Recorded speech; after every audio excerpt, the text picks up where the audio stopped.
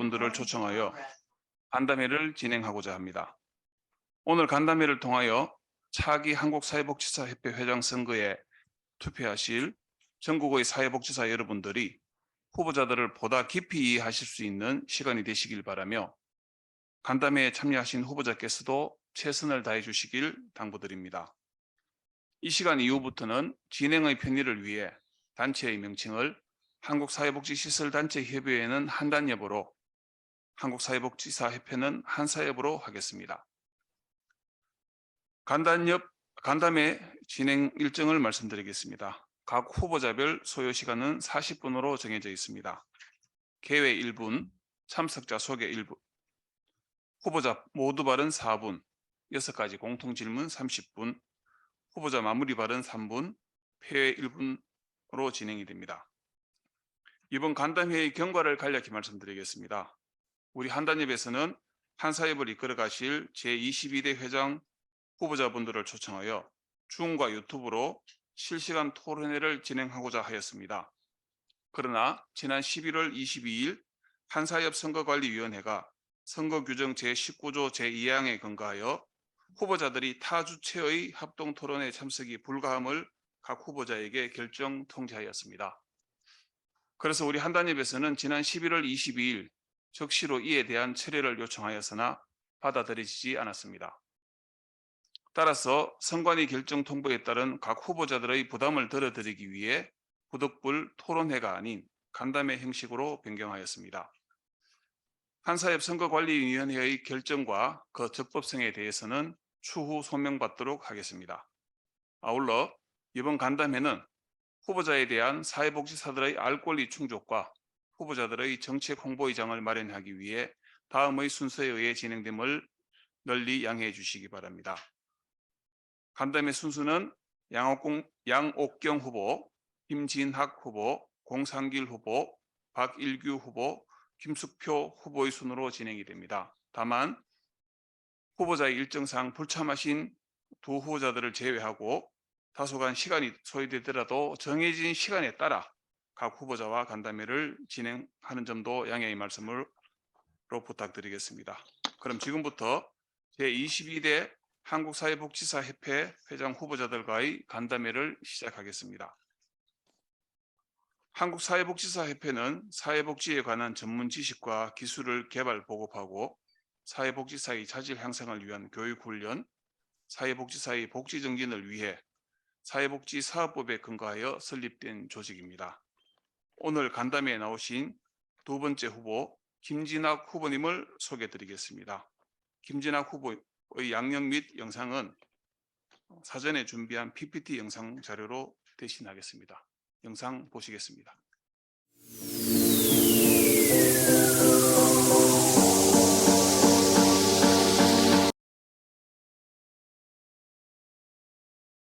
존경하는 사회복지사 여러분, 저는 사회복지사로 38년을 걸어왔습니다.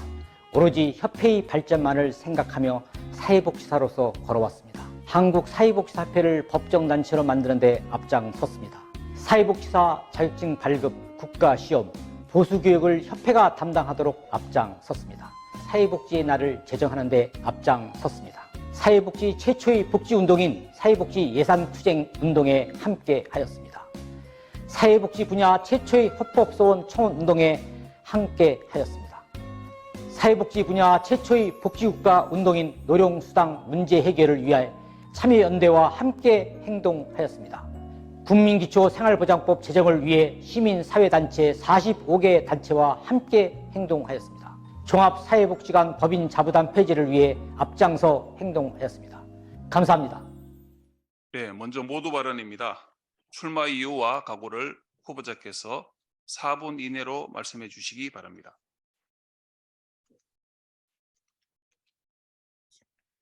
네, 존경하는 사회복지사 동지 여러분, 안녕하십니까?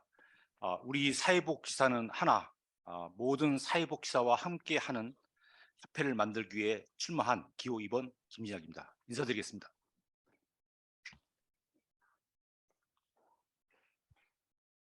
저는 6년 전 한국사회복지사협회가 무너지는 것을 보고 더 이상 가만히 침묵하면서 지켜만 보고 있을 수가 없었습니다. 그래서 저희가 걸어왔던 직장인 사회복지 전담 공무원을 망설임 없이 사표를 내고 제20대 회장에 출마를 하였습니다. 그러나 결과는 저는 회원들부터 선택을 받지 못하였습니다.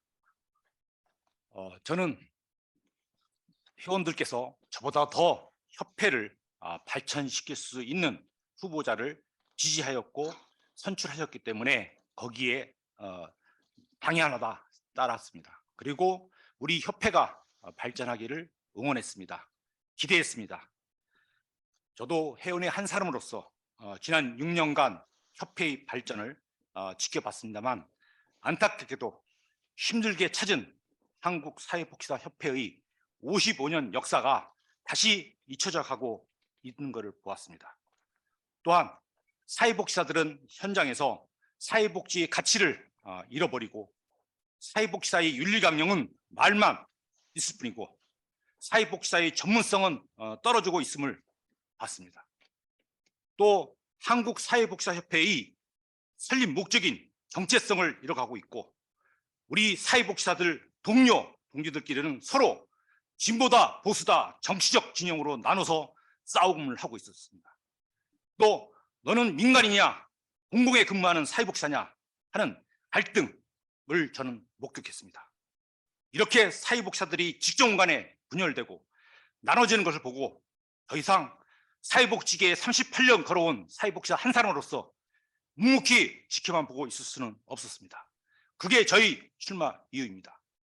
또 하나는 지난 연말 한국사회복지사협회에서 4명의 대통령 후보를 불러서 공약을 듣는 과정에서 특정 후보를 지지하겠다는 소리를 들었습니다.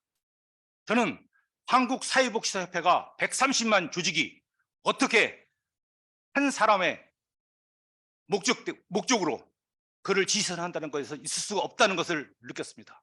그건 저는 당연히 일어나 반대를 했습니다. 그 결과 협회는 당초 계획한 대로 되지는 않았습니다만 그러한 과정들이 우리 협회를 분열시키고 나눔을 이어지고 우리 협회를 더 정치적으로 또 우리의 권리를 약화시키는 그런 결론을 도달하게 만든 것입니다. 그래서 저는 다시 일어서고자 합니다. 저희 회원 투표권자 32,650여 명이 협회가 아닌 사회복지사 140만 명의 협회로 만들고자 합니다. 모든 사회복지사가 함께하는 협회를 만들겠습니다.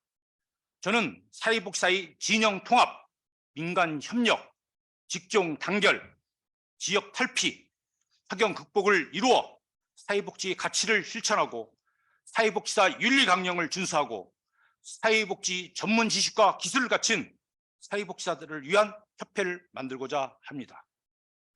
사회복지사는 국민의 복지를 책임진 전문직입니다. 국가로부터 인정을 받고 국민으로부터 존중받고 영광스러운 사회복지사, 자랑스러운 사회복지사를 만들기 위한 한국사회복지사협회를 만들겠습니다. 사회복지사로 걸어온 38년 진정성 있게 걸어왔는지 보아주십시오. 38년 동안 어떠한 성과를 이루었는지 보아주십시오. 사회복지사의 양심을 지켜왔는지 행동하는 양심 길을 걸어왔는지 보아주십시오.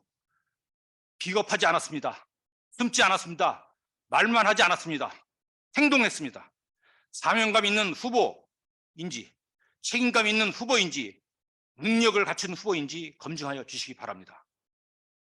이번에 출마하신 후보들과 정정당당하게 최선을 다해 달려가겠습니다.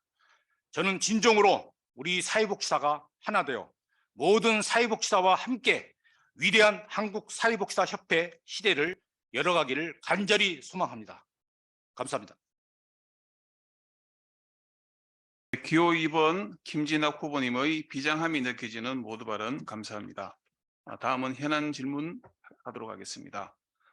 평소 후보자께서 가지고 계신 철학과 이번 선거 출마를 통해 약속하신 주요 공약 등과 연계해서 답변해 주시면 감사하겠습니다.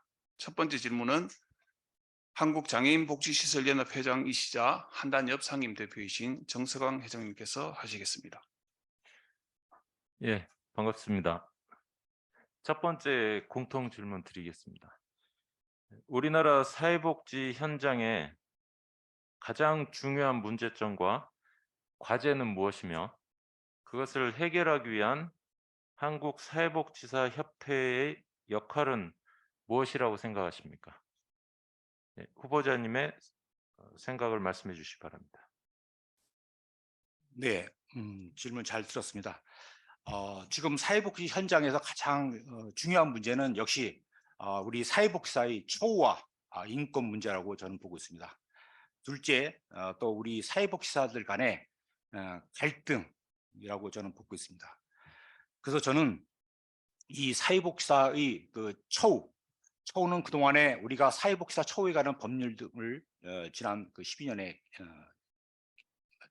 법을 만들어 제정이 돼서 그동안에 많은 지역에서 사회복지사의 처우를 위한 노력들이 있어 왔습니다. 많이 높아진 건 사실입니다. 하지만 아직도 직종 간에 또 차별이 있는 것 같고 또 지역 간의 급여의 차이라든가 이런 것이 있습니다. 그것이 우리 사회복지 현장에서 일하는 사람들은 굉장히 심적으로 마음적으로 굉장히 차별감을 느끼고 있습니다.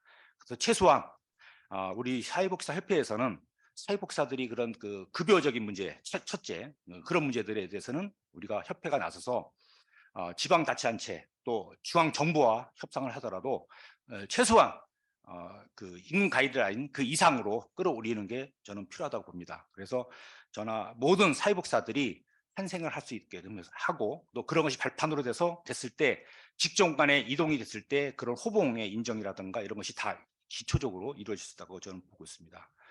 또한 사회복지사의 인권 문제라고 저는 보고 있는데 지금 우리 사회복지사들이 굉장히 힘이 듭니다. 어떻게 보면 이 사회에 어떤 차별을 받고 있는 소외된 약자들을 위해서 우리가 일을 하고 있습니다. 평생 그들을 위해서 봉사하고 희생하겠다고 하고 있습니다. 하지만 그분들을 위해서 우리가 일을 하고 있습니다만 그분들은 자기들하고의 그런 계획했던 것이 이루어지지 않았을 때 폭력적인 언행이라든가 폭행이라든가 이런 게 옵니다. 이런 것들로부터 안전이 확보가 된다고 봅니다. 그래서 사회복지 어떤 지방자치단체라든가 이런 중앙단체, 보건복지부겠죠. 이런 협회에서 사회복지 안전에 대한 인권에 대한 문제들을 같이 논의할 수 있게끔 저는 하고자 합니다. 마침 또 사회복지사 처우에 관한 법률에 의해서 사회복지사 처우 개선위원회가 구성되어 있음으로 해서 그 위원회에서 그런 문제들을 많이 논의되고 실천적으로 됐으면 좋겠습니다. 또 하나는 외부적인 인권 문제도 있지만 내부적인 인권 문제도 있습니다. 사회복지사들이 지금 봉사를 하면서 그 내부 안에서 일어나는 부정한 문제, 비리의 문제, 또 직원 신상에 대한 불이익을 당하는 문제, 여러 가지 문제들이 있습니다. 그것이 외부에 표출됐을 때 그것은 그 법인의 문제뿐만 아니라 그 지역사회까지 사회복지에 대해서 많은 문제점을 야기하고 있습니다. 그래서 인권의 문제는 그 시설, 주민들과의 관계도 있겠지만 그 내부의 인권 문제도 같이 병행해서 인권 문제를 풀어가도록 할 것입니다. 또한 우리 사회복지사들 간의 그 갈등 문제라고 저는 보고 있습니다.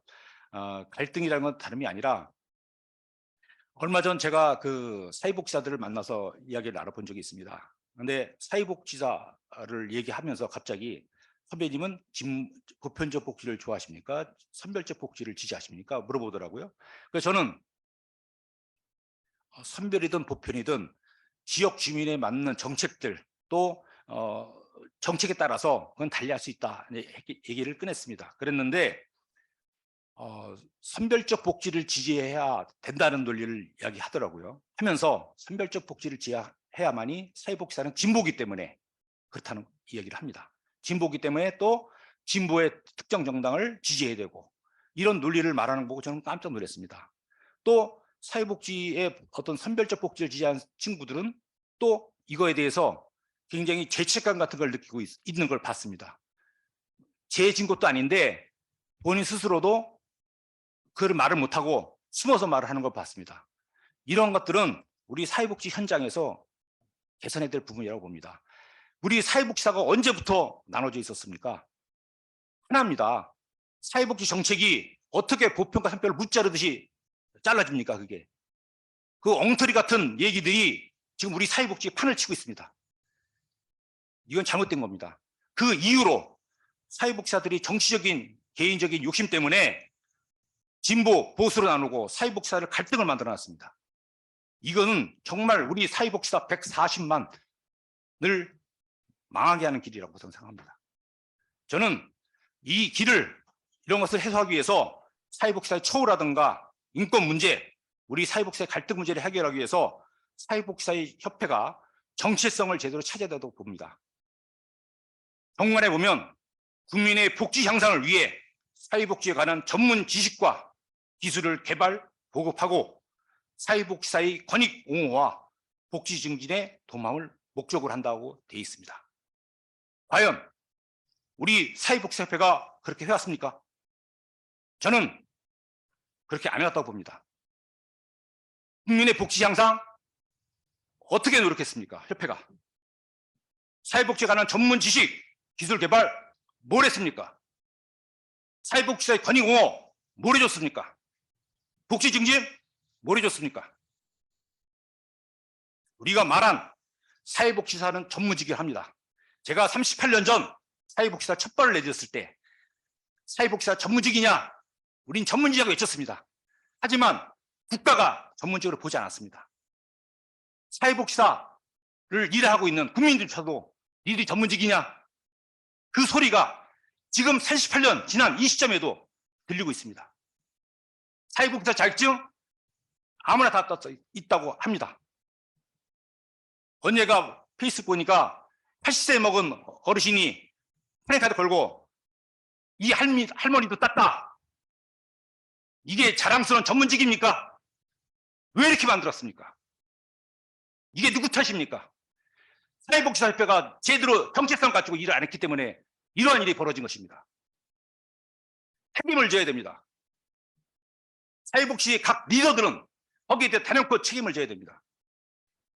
사회복지의 전문직은 전문적인 지식이 있어야 됩니다. 그 다음에 사회적인 재가를 받아야 됩니다. 자, 전문직이자 하는 국민들이 존중해주고 인정해줘야 됩니다. 인정받지 못하고 있다는 것은 전문직이 아닙니다. 우리가 사회복지의 전문적인 문화가 있습니까? 권위가 있습니까? 어떤 우리끼리의 처우보상, 명예 그런 것이 있습니까? 어느 하나 제대로 된 게 없습니다. 그래서 저는 우리 사회복지사 현장에서 가장 중요한 문제가 처우, 인권, 우리 사회복지사의 갈등 이 문제라고 저는 보고 있습니다. 네, 첫 번째 질문에 대한 중요 문제는 처우와 인권 그리고 복지사 간의 갈등을 말씀해 주셨고요. 여기에 따른 해결 방안으로는 한국사회복지사협회의 정체성 확보를 통한 역할로 해결하는 것이 바람직할 것 같다라는 그런 의견을 주셨습니다. 다음은 두 번째 질문 드리도록 하겠습니다. 두 번째 질문 드리기에 앞서 한 질문당 약 5분의 시간이 배정되어 있으므로 후보자께서는 참고하셔서 답변해 주시면 감사하겠습니다. 두 번째 질문은 한국재가노인복지협회장이시자 한단협 공동대표이신 김양희 회장께서 하시겠습니다. 네, 안녕하십니까. 지금 탄체 이동 중이라 양해를 부탁드리면서 한 가지 질문 드리겠습니다. 한국사회복지사협회가 가장 시급한 문제라고 생각하는 것, 그리고 그 해결 방안에 대해서 3가지 정도 말씀해 주시면 감사하겠습니다. 네, 질문 잘 들었습니다. 그 앞에 그 답변한 내용과 아까 중복될 수도 있는 사안 같은데요. 저는 사회복지협회가 해결해야 할 가장 중요하고 시급한 우선순위라면 뭐 우선순위라고 정하기가 좀 그렇습니다만 같이 지금 굉장히 중요하다고 생각하는 것이 아까 말씀드린 대로 사회복지사들이 가장 그 현안인 처우와 인권 문제 또 특히 또 하나가 전문성에 대한 문제라고 저는 보고 있습니다. 그 다음에 우리의 정체성을 저는 3가지를 꼽습니다. 처우와 인권, 전문성, 정체성입니다. 먼저 그 2012년에 사회복지사 등의 처우에 관한 지위 향상을 위한 법률이 2012년에 시행이 됐습니다. 거기에 따르면 우선 그 국가와 지방자치단체는 사회복지사의 보수가 사회복지 전담 공무원의 보수 수준에 도달하도록 노력해야 된다는 문구가 들어갔습니다. 그래서 민과 관이 정말 그 사회복지에 대한 급여에 대한 경제적인 문제를 해결하기 위한 그 수준을 많이 끌어올리고 있습니다만 아직까지도 보수의 수준이 아직도 직종별 간에 또 지역 간에 차이가 있는 것은 사실입니다. 그래서 이러한 문제들을 해결해 보고 있고요. 또 정부에서 말한 대로 그 정한 대로 법률대로 3년마다 조사 공표를 하도록 되어 있습니다. 이러한 조사 공표가 제대로 되게끔 하겠습니다. 그래서 이러한 그 말만인 것이 아니라 정말 현장에 있는 많은 사람들이 공감하고 이러한 처우에 대해서 인정할 수 있게끔 하는 조사 공표가 되도록 노력을 하겠습니다. 그다음에 또 하나가 이런 그 인권에 대한 문제인데 그 법에 되어 있듯이 사회복지 운영에 관련해서 위법이라든가 부당 행위에 또 비리 이런 거에 대해서는 법적으로도 수사기관에도 의뢰를 했겠지만 그 안의 자정 노력이라든가 우리 스스로 사회복지사로서 그런 역할을 수행하도록 해야 될 거라고 저는 보고 있습니다. 그래서 이번에 그 처우 개선위원회가 신설이 됐습니다. 그래서 이번 처우개선위원회에 저희 공약에도 있듯이 사회복지사의 이 처우개선위원회의 위원들을 중앙 지방자치단체의 협회의 추천을 받아서 당연직 위원으로 추천하도록 할 것입니다. 그리고 종사자의 그 처우에 관해서는 단일 임금 체계를 완성하도록 하겠습니다. 그다음에 사회복지사의 안전 확보, 인권 보호에 대한 체계를 좀 더 현실화시키도록 하겠습니다. 그다음에 전국 사회복지 시설 또 사회복지 종사자들의 복무 규정을 전수 조사해서 모니터링을 해서 그 모니터링에 대한 그 추진 결과에 따른 그런 대책을 마련하도록 하겠습니다. 사회복지사의 전문성에 대한 문제를 잠깐 말씀드리겠습니다. 지금 140만 명 중에서 사회복지사 1급이 약 40만 명 정도로 알고 있습니다. 2급이 그 100만이겠죠. 도대체 전문성이라는 것은 뭘 말하는 것일까요? 우리가 말한 사회복지사는 전문적인 지식과 기술을 갖춰야 된다고 언급하고 있고 그렇게 말을 하고 있습니다. 우리 스스로도 전문가를 하고 있고 저 자신도 전문직이라고 저도 외쳐대고 있습니다. 하지만 이러한 것들이 명확히 안 돼 있습니다. 1급 국가시험을 2003년부터 봤습니다. 1회 시험을 봤습니다만 현장에서 1급 보고 2급 본 사람하고 차이가 뭐가 있습니까? 1급 보신 분들이 하는 얘기가 1급 따도 별다른 내용이 없다. 달라진 것이 없다는 겁니다. 저는 사회복지사 1급, 2급에 대한 직무체계를 확립하고 그러한 내용들을 사회복지사업법에다가 명시하도록 하겠습니다. 1급을 딴 사람들은 당연히 거기에 걸맞는 처우라든가 대우를 받도록 하겠습니다. 그리고 거기에 따라서 승진이라든가 승급이라든가 이런 것이 달라져야 된다고 봅니다. 그것이 없다면 1급을 본다는 그런 의미는 아무 문제가 없다고 저는 보고 있습니다. 그래서 저는 저희 공약에도 있듯이 보수 전문성을 향상 시키기 위해서 보수 교육을 현실화시키고 다양한 보수 교육을 영역을 개발을 해서 포함시키도록 하겠습니다. 그다음에 사회복지사 자격증 가진 분들은 저는 다 보수 교육을 갖도록 하겠습니다. 지금 일부에서는 8시간도 많다는 얘기가 나옵니다. 그건 잘못된 것입니다. 협회를 전문성을 강화하기 위해서 보수 교육을 힘들게 따낸 것입니다. 그 방법의 운영을 변경을 할 생각을 해야지 그 시간을 줄인다는 것은 잘못된 거라고 저는 보고 있습니다. 끝으로 협회의 정체성입니다. 협회의 정체성은 아까 허도에 말씀드렸듯이 우리 사회복지의 가치인 인권, 자유, 평등, 정의, 연대를 말만 아니라 행동하는 협회로 만들도록 하겠습니다. 그리고 정체성, 우리 협회의 본질을 찾는 그 역할에 하도록 하겠습니다. 네, 이상입니다. 네, 두 번째 질문에 대한 부분은 처우와 인권, 전문성의 문제, 정체성 확보에 대한 문제를 말씀하셨고요. 처우와 인권에서는 법률 규정 등 현장에서 개선할 수 있는 부분들을 3년마다 조사 공표해서 현장에 공감이 가는 운영 부분이라든지 이런 부분들을 개선하겠다. 자정 노력을 통해서 개선하겠다라는 그런 해결 방안을 주셨고요. 두 번째 전문성 문제는 급간에 대한 직무 체계 확보 및 초등에서 차등을 두시겠다. 그리고 보수 교육을 현실화해서 자격에 대한 부분들을 자격자 전환에 대한 보수 교육을 받도록 하시겠다는 말씀도 주셨습니다. 다음 세 번째 정치성 확보의 문제는 우리 인권과 자유와 정의, 평등에 따르는 협회의 정체성을 잘 실천해 나가겠다고 말씀을 하셨습니다. 다음은 세 번째 질문 드리겠습니다. 세 번째 질문은 노인종합복지관 협회장 겸 한단협 공동대표이신 박노숙 회장께서 하시겠습니다. 네, 안녕하십니까. 우리 후보자로 나온 분 수고 많으십니다. 제가 드릴 질문은요. 사회복지사의 처우 개선을 위해 어떤 노력과 약속을 하실 수 있을까요? 라는 질문인데요. 이미 앞서서 모두 발언과 첫 번째, 두 번째 질문에서 처우 개선과 관련된 이야기를 많이 해주셔서 고맙습니다. 그런데 매년 처우 개선과 관련된 예산이 국회 상임위에서는 통과가 되기는 하지만 사실 본 예산에서 삭감돼서 여전히 처우 개선과 관련된 거가 개선되지 않고 있는 거가 우리 현실이라고 생각을 합니다. 그런 측면에서 본 예산에 통과될 수 있도록 어떻게 노력을 하시고 혹시 그런 처우 개선과 관련된 성공 사례가 있다라면 간략하게 대답해 주시면 고맙겠습니다. 이상입니다. 네, 그 질문 잘 들었습니다.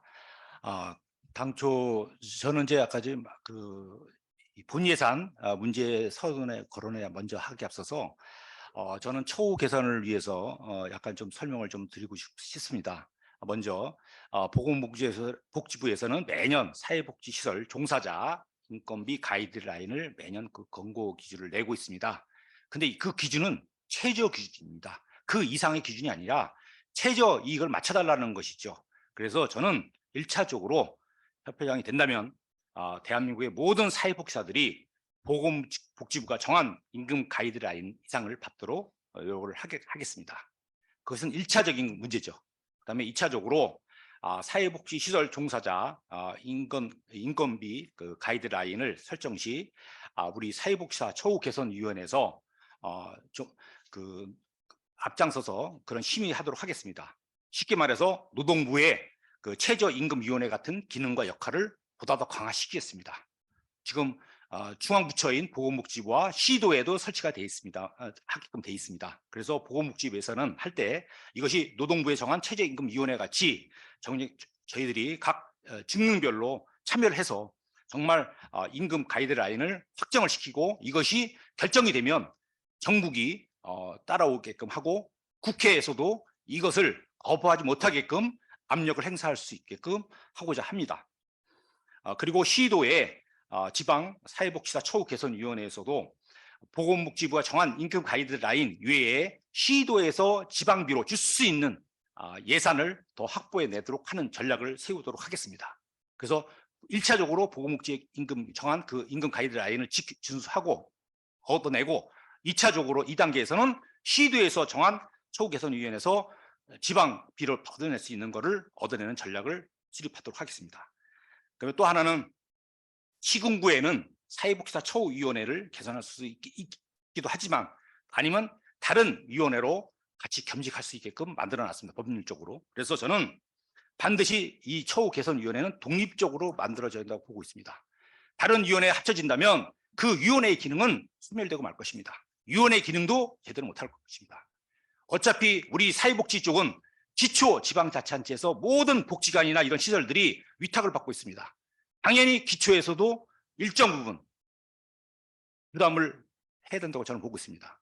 그래서 저는 25% 정도 해당되는 그 지방비를 협회에서 그 지방자치단체에서 부담하도록 하겠습니다. 그래서 저는 이러한 노력과 함께 국회에서 본 예산에 올라갔을 때 본 예산에서 삭감되는 경우가 많이 봤습니다. 그래서 저는 여야 할 것 없이 국회의원을 찾아뵙고 그 설득하는 작업을 하겠습니다. 그리고 여야 의원들을 대상으로 해서 복지에 대한 교육을 근본적인부터 실시하고 그분들을 찾아뵙고 만나서 우리 사회복지에 처한 현실을 이해하도록 하겠습니다. 이 복지는 여야가 따로 있을 수 없습니다. 국민의 복지를 위한 것입니다. 여기에 어떻게 여야가 있을 수 있습니까? 이거는 잘못된 것입니다. 그건 저는 단연코 그걸 막아내겠습니다.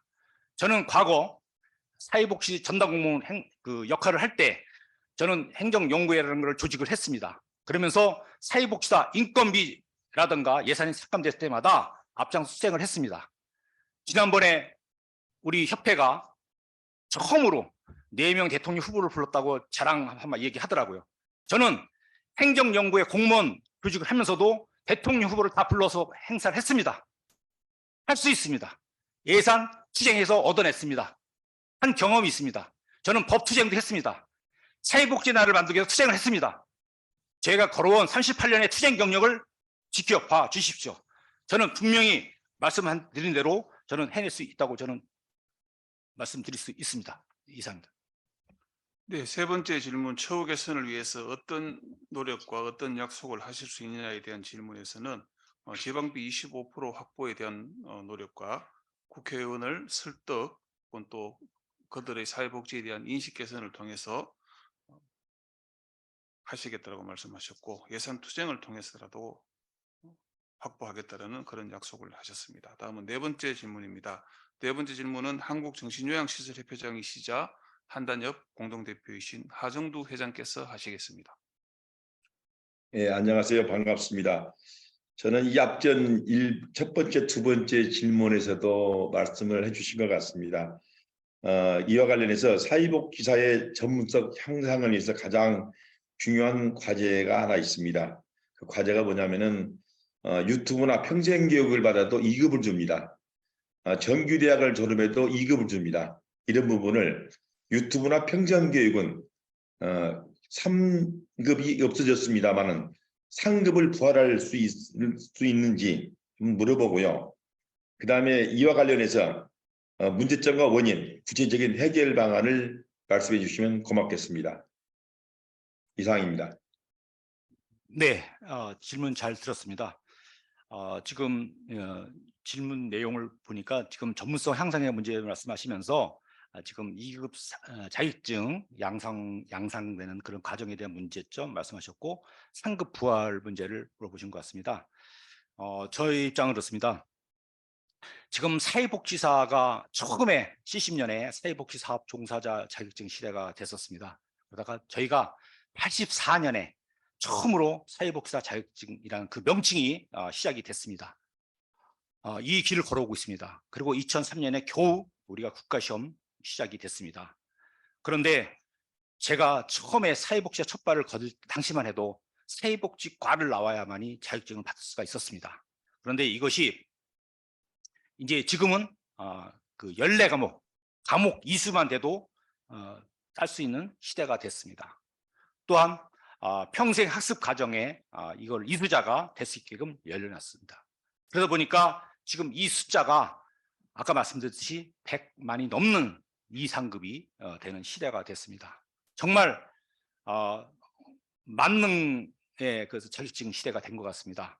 어떻게 보면 타 직종의 그 많은 직종에 비유했을 때 우리 직종이 너무나 많은, 그러니까는 그 어떤 전문직이라면 거기에 맞는 수요와 공급, 일자리 이런 것들이 같이 그 연계가 돼서 자격증이 양성이 돼야 되는데 그것이 없이 학교에서는 무더기로 양성을 하는 걸 봤습니다. 심지어는 어느 학교에서는 모든 전체의 학과가 부전공을 다 시키고 있는 걸 봤습니다. 저는 놀랐습니다. 요새 학생들이 안 오니까 학과를 모집하기 위해서 사회복지사 자격증을 다 준답니다. 이게 전문직입니까? 저는 이해할 수가 없습니다. 그래서 저는 사회복지사 바꿀 수 없다면 대학교육협의회라든가 보건복지부 이런 관련 단체들과 연계를 해서라도 전문성에 대한 문제를 다시 거론하도록 하겠습니다. 그래서 2급 자격증 제도 문제도 향후 최종 목표는 사회복지사 자격증 제도 하나로 가야 됩니다. 만약에 그게 한시 어렵다면 2급 자격증 제도의 국가시험 제도도 실시하면서 이 제도를 나중에 최종적으로 1급으로 다 끌어올리는 전략도 필요하다고 봅니다. 같은 2급이라도 현재 대학을 나와도 4년 대학을 나와도 시험을 합격하지 못하면 2급입니다. 1급을 시험을 합격해야만 1급입니다. 4년 대학을 나오든 2년제를 나오든 사이버를 나오든 다 2급입니다. 그렇기 때문에 2급의 문제를 자격 시험에 대한 검토도 필요하다고 저는 보고 있습니다. 또 말씀하신 대로 3급의 부활 문제를 말씀드리면 지금 저희가 국가 전문직으로 자격증을 발급하는 과정에서 3급의 부활은 저는 반대를 하는 입장입니다. 지금 저희들이 지금 각종 영역에서 지금 요번에 학교 사회복지사, 정신보건 사회복지사, 의료 사회복지사의 전문 영역으로 인정받았습니다. 앞으로 우리의 전문 영역이 더 커져야 됩니다. 그런데 오히려 다른 직종과 비교했을 때 과연 전문직으로 인정받지는 못한다고 저는 보고 있습니다. 그러기에 오히려 더 14과목이 아니라 더 과목 수 늘리고 시간, 학점 이런 것들을 더 늘려서 전문성 강화하는 거로 가야 된다고 보고 있습니다. 그래서 저는 이 앞으로 이런 것을 해결하기 위해서 우리 어떤 사회복 자격증을 취득하고 현장에 있는 분들에 대해서는 보수 교육을 전문성을 향상할 수 있는 거를 만드는데 이 8시간 가지고 전문성 향상이라는 건 이룰 수가 없습니다. 사실 그거 가지고 어떻게 전문성을 이루겠습니까? 그거 가지고 말이 안 됩니다. 그래서 이 보수 교육을 좀 더 직능별, 직급별로 좀 더 세분화된 교육을 실시를 하도록 하겠습니다. 그다음에 보수 교육의 현실화와 다양한 사회복지 실천 보수 교육 영역을 개발토록 하겠습니다. 또한 사회복지사들이 그 자격증을 가진 우리 사회복지 기관이 아니라 타 조직, 여성부라든가 다른 노동부라든가 이런 데 분야에서 사회복지사 자격증 가지고 일하시는 그런 분들도 사회복지 보수교육을 받도록 추진토록 하겠습니다. 그래서 이런 전문성을 문제점을 정확히 양성되는 그 과정에 대한 분석과 더불어서 이 문제를 해결하기 위한 그를 합의를 도출하기 위해서 많은 위원회를 개설해서 많은 의견은 소통과 공감을 얻어내서 정책을 수립하도록 하겠습니다. 이상입니다. 네, 시간 관계상 짧게 제가 정리를 해드리겠습니다. 3급 부활 문제는 반대의 의견을 표명하시고요. 2급 양산의 문제에 대해서는 2급도 시험을 통해서 자격을 부여하는 방안을 말씀하셨습니다. 다음 5번째 질문하시겠습니다. 한국지역자활센터 협회장 겸 한단협 공동대표이신 이재호 회장께서 하시겠습니다.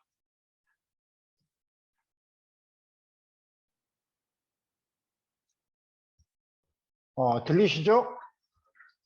안 들리시나요? 네, 잘 들립니다. 네. 한국지역자활센터협회 이재호 회장입니다. 앞서서 후보님께서 말씀하신 처우 개선에 관한 문제, 그다음에 전문성 향상에 관한 문제는 잘 들었고요. 이게 아마 임기가 3년이다 보니까 단계적 전략도 좀 필요할 것 같아요.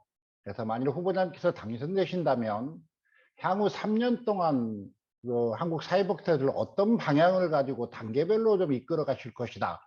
이런 세부 실천 전략 중심으로 해서 2013년, 23년, 24년, 25년 이렇게 각각으로 만일에 후보님의 구상이 맞아간다면 어떠한 모습으로 우리에게 다가올까요? 간략하게 한 문장으로 좀 정리해서 말씀해 주시면 감사하겠습니다.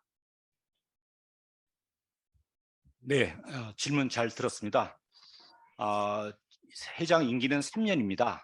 지금 말씀하신 대로 회장이 임기 동안에 해야 할 연도별로 하는 것이 중요합니다. 제가 질문 받기로는 이제 연도별로 어떠한 일을 할 것인지의 것을 말씀하셨는데 저는 매번 느낍니다만 저는 이것을 좀 전략을 달리 생각했으면 좋겠다는 생각이 좀 듭니다. 과연 우리 한국사회복지사협회 55년 역사 동안에 단 한 번도 협회 발전을 위한 중장기 계획이 한 번도 없었습니다. 저는 그게 안타깝습니다. 매번 회장하신 분들이 임기 자기 당해 3년 하고 나가는 것이 끝이었습니다. 협회에 미전이 없습니다. 미래가 없었습니다. 10년 후에 우리가 협회가 어떻게 가야 되는지 5년 후에 어떻게 해야 될지 그런 계획이 없었습니다. 저는 단기 계획 좋습니다. 저는 공약을 다 쏟습니다. 모든 후보가 마찬가지겠죠. 저 역시 마찬가지로 이걸 공약 연도별로 하겠다는 말씀을 드렸습니다. 할 것입니다. 하지만 제가 오늘 이 자리에서 좀 말씀을 드리고 싶은 것은 단기 계획이 아니라 좀 더 우리도 지역사회 보장 계획처럼 4년입니다만 우리는 더 옛날에 지역사 5차 경제개발 5개년 계획 같이 5년 정도 단위의 어떤 중장기의 미래 계획을 우리는 수립이 필요합니다. 그래서 그것이 있어야만이 다음 후임에 선출된 후임 회장이 그러한 정책들을 따라가고 또 그런 정책들이 바뀐다면 또 논의해서 바꿔갈 수가 있는 구조인데 미래가 없습니다. 이런 과정이 결국 도된 게 뭐냐면 140만을 만든 겁니다. 결론적으로. 전문성이 없는 그런 조직으로 만들어 전락된 것입니다. 누구나 다 정치적 이념으로 싸우는 집단을 만든 게 이렇게 만든 것입니다. 저는 그래서 단연코 출마하셨던 모든 분들이 어떤 분이 회장이 됐든 간에 중장기 계획이 필요하다고 봅니다. 그래서 미래를 예측하고 그래야만이 사회복지 발전을 깨할 수가 있습니다. 지금 눈앞의 것만 보지 마십시오. 앞으로의 우리 사회복지 일자리, 앞으로 4차 혁명 시대에 산업혁명 시대에 앞으로 사회복지 전담 공무원들이 아니 사회복지 공무원들이 또 사회복지사들이 각 영역에서 민과 관 어떤 변화가 올 텐데 그 변화를 예측하고 있습니까? 아무도 없습니다. 예측하는 일도 없습니다. 누가 합니까? 연구자들이 합니까? 우리 실천에 있는 현장에 있는 사람들이 그 소리를 내줘야 됩니다. 누가 내겠습니까? 우리가 안 하는데 누가 합니까? 우리가 해야 됩니다. 그래서 저는 우리 협회의 발전을 위한다면 단기 계획이 아니라 중장기 계획이 필요하다. 그래서 저는 앞으로 3년 동안에 저는 사회복지 모두가 함께하는 협회, 책임지는 협회, 인정받는 협회, 존중받는 협회를 만들도록 하겠습니다. 우리 사회복지사는 하나입니다. 사회복지를 졸업을 해서 직업상 민간에 갈 수도 있고 공무원에 갈 수도 있습니다. 그건 직업입니다. 단 사회복지사입니다. 그건 똑같습니다. 어디 가서 먹고 살든 밥벌이를 하든 똑같은 사회복지사입니다. 나눠질 수 없습니다. 모든 사회복지사와 함께하는 협회를 만들도록 하겠습니다. 이상입니다. 네, 협회의 중장기 발전을 계획을 통해서 실행하시겠다라고 말씀하셨습니다. 다음은 6번째 질문입니다. 한국 시니어 클럽 회장이시자 한단협 상임대표이신 김정호 회장께서 6번째 질문 하시겠습니다. 예. 출마하신 후보자님 고생 많으십니다. 다름이 아니라 사회복지의 문제는 어느 한 단체만 협회만이 해결할 수 있는 일들은 아니지요. 모두가 함께 연합하고 공조해야 될 일들이 참 많습니다. 그런 의미에서 후보자님께서는 우리 한단협을 어떤 인식을 갖고 계신지 여쭤보고 싶고요. 더불어 당선이 되신다면 한단협과의 공조, 함께 해야 될 네트워크 형성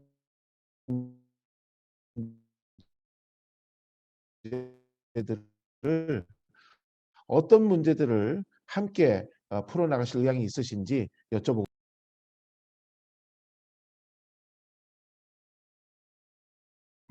네, 질문 잘 들었습니다. 지금 한국사회복지시설단체협의회, 즉 한단협이죠.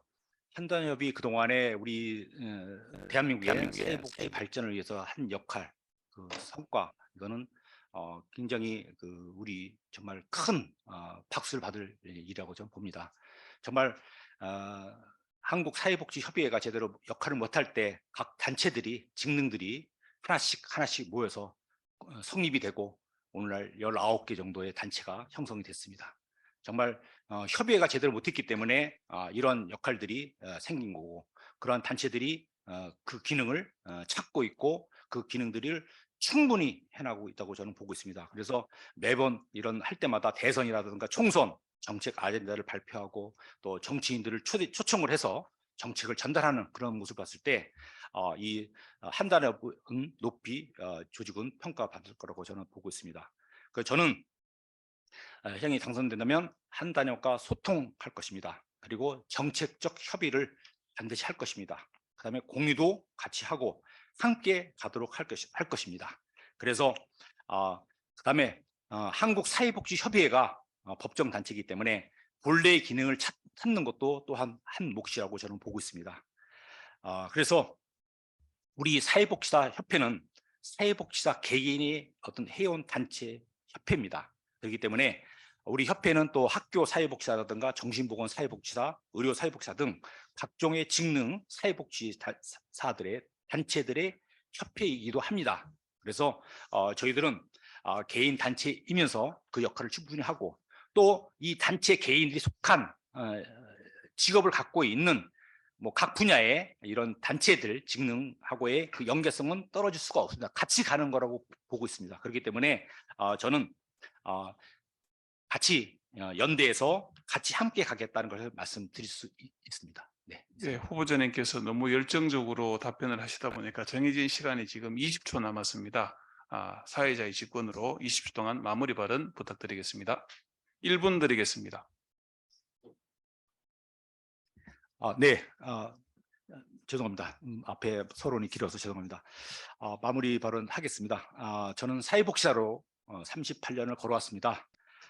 사회복지사로서 대한민국의 사회복지 발전을 위해 독립운동한다는 심정으로 투쟁하며 일해왔다고 생각합니다. 자부합니다. 저는 한국사회복지사협회 부회장과 이사를 역임했습니다. 서울시 사회복지사협회 회장을 역임을 했습니다. 또 사회복 전담공무원 조직인 한국사회복행정연구회를 창립하고 회장을 역임을 했습니다. 저는 한국사회복지사협회를 오늘날 단체를 만들기 위해서 법률 단체를 만들기 위해서 사회복지사법을 개정을 해서 사회복지사법 개정을 통해서 자격증 발급 보수교육 국가시험을 하도록 만들었습니다. 저희 성과는 검증됐다고 저는 자부합니다. 그 이유는 제 진정성을 봐주십시오. 말이 아니라 행동을 통해서 여러분들과 같이 해야겠다고 봅니다. 그래서 이제 사회복지사는 하나라고 저는 생각합니다. 이제 앞으로는 절대로 우리 사회복지사 동료들끼리 분열되지 않기를 기원하고 바랍니다. 우리는 사람이다. 하나의 생각, 하나의 사회복지사로서 길을 갔으면 좋겠습니다. 국민으로부터 존중받는 사회복지사, 인정받는 또 전문직으로 인정받는 사회복지사가 됐으면 좋겠습니다. 우리 사회복지사는 하나, 모든 사회복지사 함께하는 협회를 만드는데 위대한 한국 사회복지협회를 만들어가는데 여러분 회원들과 함께 만들어가기를 소원합니다. 고맙습니다. 네, 지금까지 기호 2번 김진학 후보님과 간담회를 가졌습니다. 유권자 여러분들에게 참고가 되셨기를 바랍니다. 5분간 장내 정리를 한 다음 후보자와의 간담회를 진행하도록 하겠습니다. 수고하신 김진학 후보님께 격려의 박수 부탁드립니다.